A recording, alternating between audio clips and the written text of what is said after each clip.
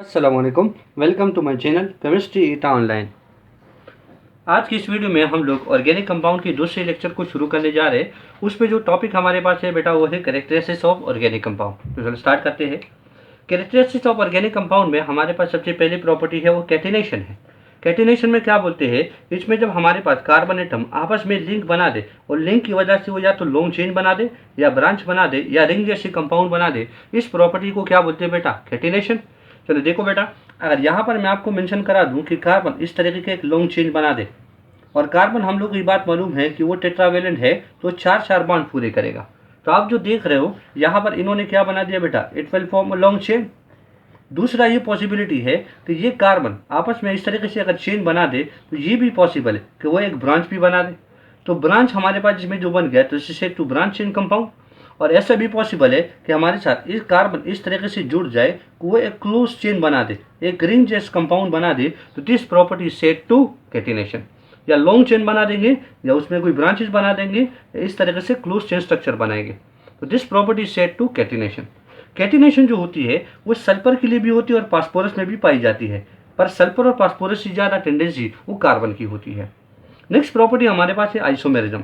Isomerism हमारे पास क्या होता है कि दो या दो से ज़्यादा ऑर्गेनिक कंपाउंड की मॉलिक्यूलर फार्मूला सेम हो और स्ट्रक्चर फार्मूला डिफरेंट हो, इन कंपाउंड को एक दूसरे की आइसोमर बोलते हैं and this phenomena is known as isomerism. Let's suppose आप लोगों को मॉलिक्यूलर फार्मूला दे रखा है, तो दैट इज C2H6O।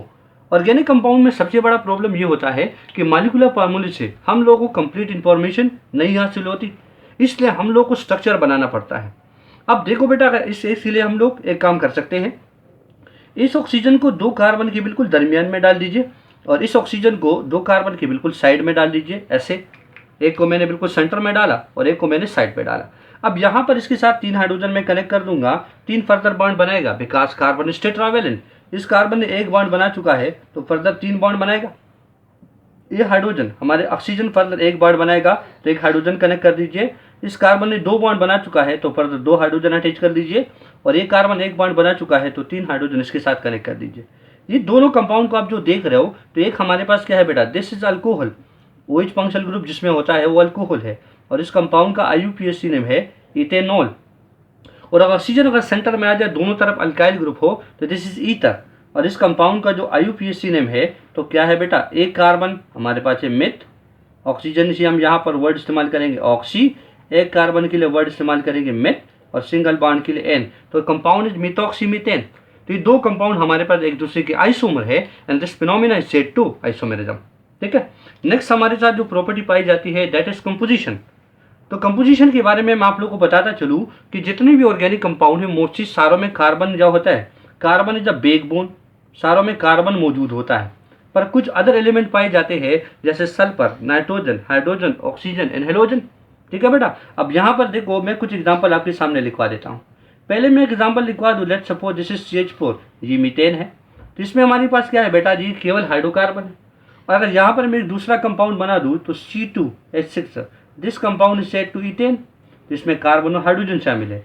अगर मान लें कि यहाँ पर मैं ग्लूकोज का फार्मूला ड्रा कर दूँ तो ये हमारे पास C6H12O6। तो ग्लूकोज में आप देख रहे हो बेटा, हमारे पास कार्बन के साथ साथ हाइड्रोजन और ऑक्सीजन भी आ गए। अगर मैं यहाँ पर आपको बता दूँ कि हमारे साथ क्या है, मिथाइल अमाइन का फार्मूला ड्रा कर दीजिए। तो मिथाइल अमाइन का जो मॉलिक्यूलर फार्मूला है तो ये हमारे पास क्या है बेटा, वो CH3NH2। तो यहाँ पर क्या हो गया बेटा, नाइट्रोजन एक He2 एटम है, ये भी इसके साथ आ गया। तो कंपोजिशन में हमारे पास क्या हो बेटा, कार्बन इज बैकबोन और बाकी और एलिमेंट इसके साथ आ सकते हैं। नेक्स्ट को देखिए बेटा, नेक्स्ट प्रॉपर्टी हमारे पास क्या है, वो है नॉन आयनिक कैरेक्टर। तो अब नॉन आयनिक कैरेक्टर पर थोड़ी सी बहस कराते हैं। नॉन आयनिक कैरेक्टर का मतलब क्या है कि मोस्टली जो ऑर्गेनिक कंपाउंड होते हैं वो नॉन पोलर होते हैं। और नॉन पोलर के लिए ये बात जरूरी है कि हमारे पास इसकी इलेक्ट्रोनेगेटिविटी की जो डिफरेंस है, इलेक्ट्रोनेगेटिविटी की जो डिफरेंस है ये लेस देन क्या होनी चाहिए बेटा, लेस और इक्वल टू 0.5।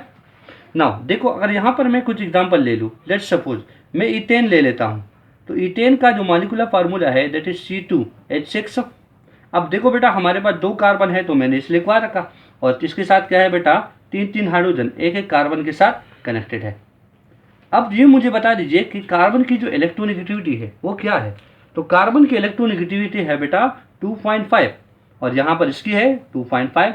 तो अगर दोनों का अगर हम डिफरेंस निकालेंगे तो क्या आएगा बेटा 0, और 0 आ गया, इसका मतलब डी मॉलिक्यूल क्या होगा बेटा कार्बन के रिस्पेक्ट में नॉन पोलर। कार्बन हाइड्रोजन की बात कराते हैं तो कार्बन की इलेक्ट्रोनेगेटिविटी है 2.5 और हाइड्रोजन की इलेक्ट्रोनेगेटिविटी है 2.1, तो -2.1 हटा के क्या आ गया बेटा 0.4, और 0.4 इसका मतलब क्या है कि वो 0.5 से कम है, mean this is non polar. तो मोस्ट जो ऑर्गेनिक कंपाउंड होते हैं वो नॉन पोलर होते हैं, वो नॉन आयनिक इन कैरेक्टर होते हैं।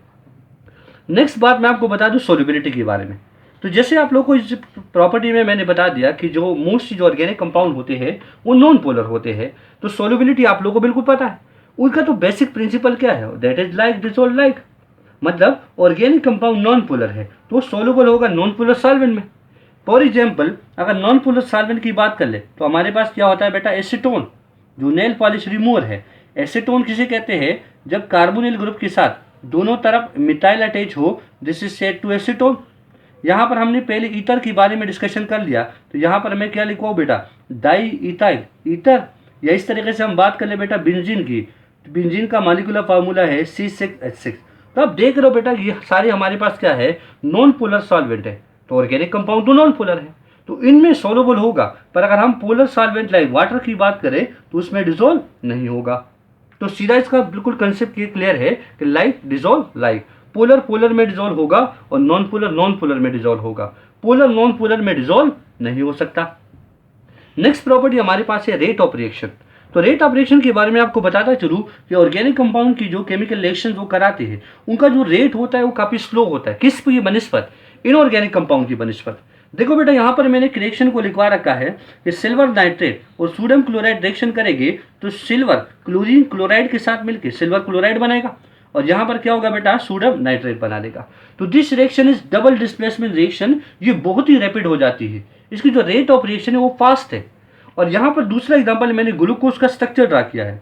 अगर ग्लूकोज को हम लोग जला दें, ऑक्सीजन की प्रेजेंस में इसको जनरेट कर दे, तो इजनेशन से क्या होगा बेटा जितने भी इसके साथ आप जो बांडे दिख रहे हो ये सारे बांडे क्या होंगे बेटे टूटेंगे, और टूट के फिर से जोड़ेंगे। जैसे आप देख रहे हो कार्बन डाइऑक्साइड और वाटर ये हम लोग को दे रहा है, तो मतलब इसकी पुरानी बॉन्ड को हम तोड़ेंगे और नई बॉन्ड बनाएंगे, तो खामखा इस पर क्या लगेगा बेटा टाइम। तो इसका जो रेट ऑफ रिएक्शन होगा, rate of reaction is slow.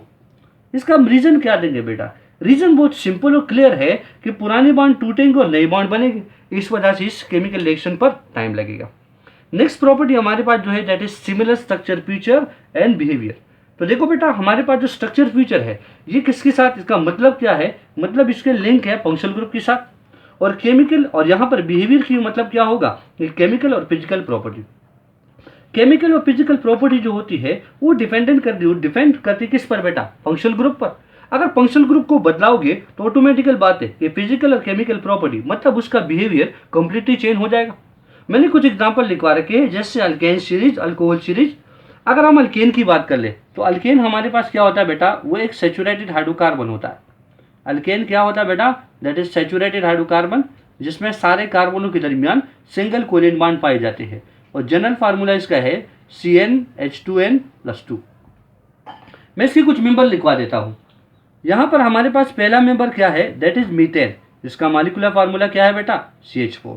दूसरा मेंबर मैं लिखवा देता हूँ दैट इज ईथेन। तो हायर मेंबर और लोअर मेंबर में CH2 का गैप होता है, तो एक कार्बन को जोड़ो तो 2 और 2 हाइड्रोजन को जमा कर लो तो 6। अब इस कंपाउंड का स्ट्रक्चर देखो बेटा, ये हमारे पास 2 कार्बन है और इसके साथ 6 हाइड्रोजन इस तरीके से कनेक्टेड है। अगर हम तीसरा मेंबर बना दें जो हमारे पास क्या है बेटा प्रोपेन, और इसमें हमारे पास मॉलिक्यूलर फार्मूला क्या है C3H6। अगर मैं इसका स्ट्रक्चर ड्रा करूं तो देखो कार्बन हमारे पास कितने बेटा 3, और इसके साथ हाइड्रोजन कनेक्टेड होंगे।